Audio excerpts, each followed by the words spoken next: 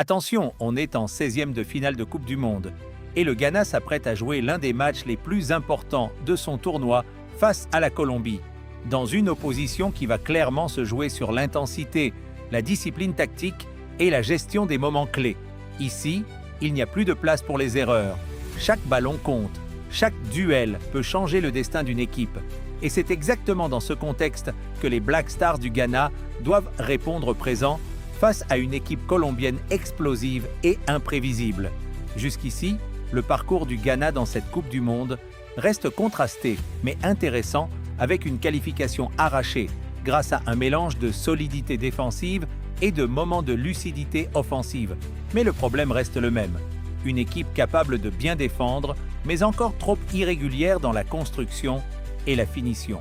En face, la Colombie arrive avec un style totalement différent, une équipe qui met énormément de rythme, qui presse haut, qui attaque vite et qui ne laisse jamais respirer l'adversaire, avec des joueurs capables de faire la différence à tout moment comme Luis Diaz sur les côtés, un joueur capable de détruire une défense en 1 contre 1 ou même dans les transitions rapides, ou encore James Rodriguez au cœur du jeu, véritable chef d'orchestre capable de trouver des passes entre les lignes et de casser les blocs compacts avec une simple inspiration, ce qui oblige le Ghana à être extrêmement discipliné défensivement. Côté ghanéen, le point central du jeu reste évidemment Thomas Partey, le joueur qui doit organiser, temporiser et donner de la stabilité dans les moments de pression, mais trop souvent, le Ghana ne l'utilise pas à son plein potentiel, en sautant les lignes avec des longs ballons alors qu'il existe une vraie capacité à construire proprement depuis l'arrière. Et face à la Colombie, ce genre de perte de contrôle peut être fatal car l'adversaire ne laisse aucun temps d'adaptation. Il attaque immédiatement dès la récupération du ballon.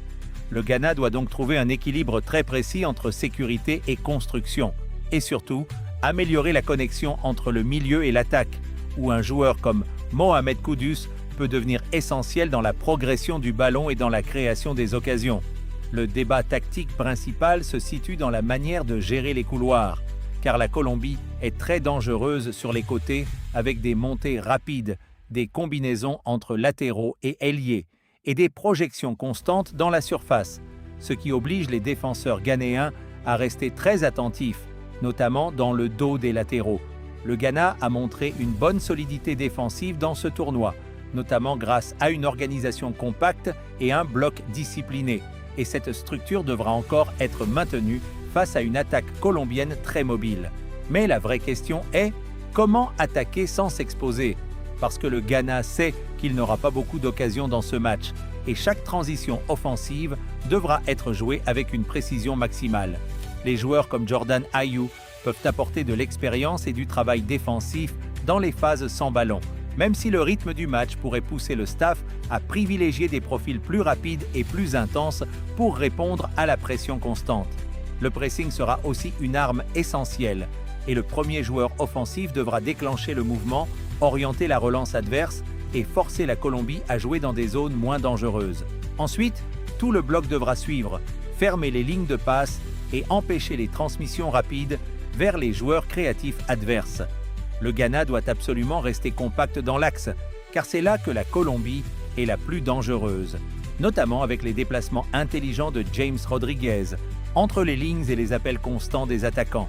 Sur le plan défensif, la clé sera la transition rapide, passer de l'attaque à la défense en quelques secondes pour éviter les contres adverses qui font très mal dans ce type de compétition.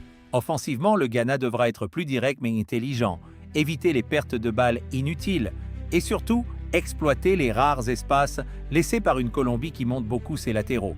Une solution tactique intéressante pourrait être de densifier le milieu pour mieux contrôler le tempo et permettre à Partey de dicter le rythme, tout en libérant Kudus entre les lignes pour créer des déséquilibres. Le match va donc se jouer sur des détails très précis. La capacité du Ghana à résister à l'intensité colombienne, la gestion des espaces sur les côtés et surtout l'efficacité dans les zones de vérité. Dans ce genre de 16e de finale, il n'y a pas de seconde chance. Tout se joue en 90 minutes. Et parfois même sur une seule action, une seule inspiration. Un seul oubli défensif peut suffire à faire basculer l'histoire d'une nation dans cette Coupe du Monde.